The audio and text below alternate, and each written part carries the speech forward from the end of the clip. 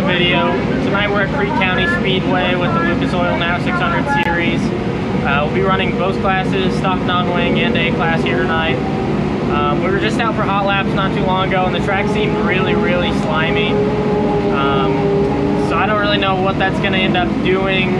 I'm thinking it's just going to keep getting a little bit better throughout hot laps, and then probably the heat races are going to be pretty locked down on the bottom, I would say. So not really changing a whole lot on my setup from hot laps,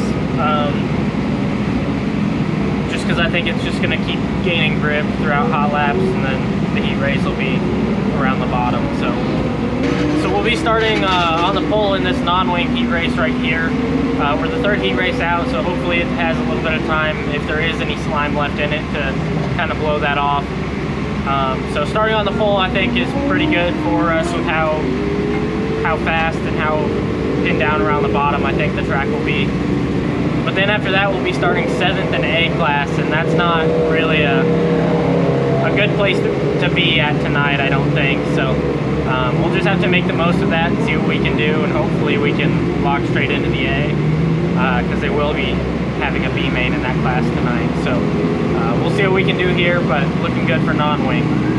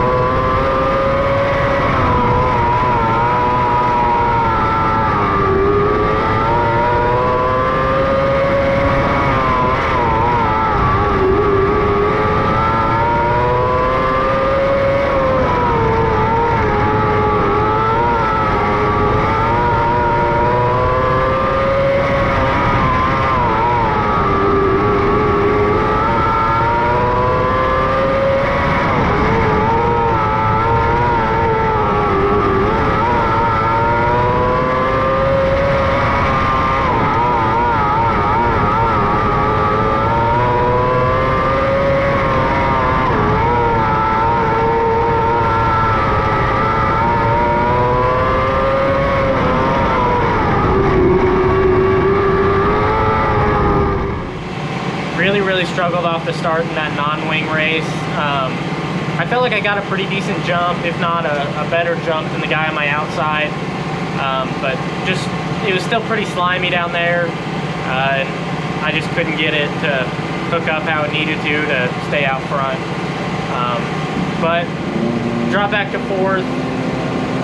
Two of those are really because of the start, I think, and then one of them is just because Frank Flood was in that race. But once I found the line and found the groove I needed to be running, I was able to stay with them pretty well. Still feels like we're kind of down on power. So we actually put this engine in just in the past week. We actually had our good engine in. I mean, it's not really a great engine, but it seemed to perform a little better than this one that we have in. So we ran this engine for the first half of the year. And I just kind of felt like it was a little bit down on power, so we put the other one from last year back in that we were using as a spare. And it seemed to do a little better for us. So I feel like we're a little bit down on power, but we're doing what we can here.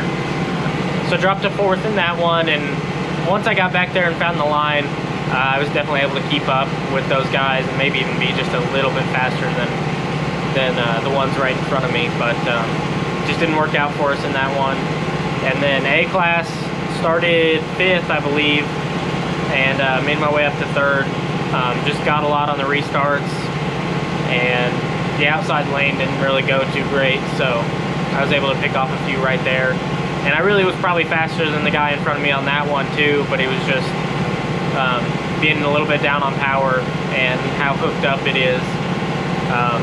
Because there is those slimy spots still, like right around the berm or something like that, but there's also pretty heavy spots, and not being able to make it through those heavy spots is pretty much killing our overall momentum.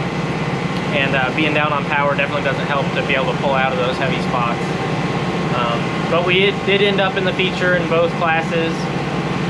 We'll be starting 13th in this non-wing race coming up. And we'll just see how the track is. I don't really think it's going to change that much from our last heat race. But I'll be keeping an eye on these B mains coming up to see what I can figure out about the track from those.